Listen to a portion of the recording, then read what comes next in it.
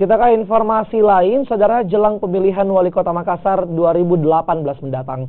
Wali Kota Makassar Muhammad Ramdan Pomanto menghimbau seluruh PNS Kota Makassar untuk tidak bermain-main dalam politik. Jika terbukti berpolitik, maka tindakan keras akan diambil dengan sanksi terberat pemecatan.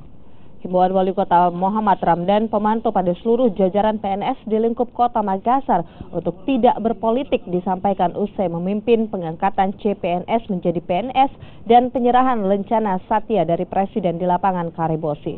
PNS tidak diperbolehkan berpolitik praktis, tidak hanya dalam pilkada serentak mendatang, namun juga pada pilpres dan pileg selanjutnya.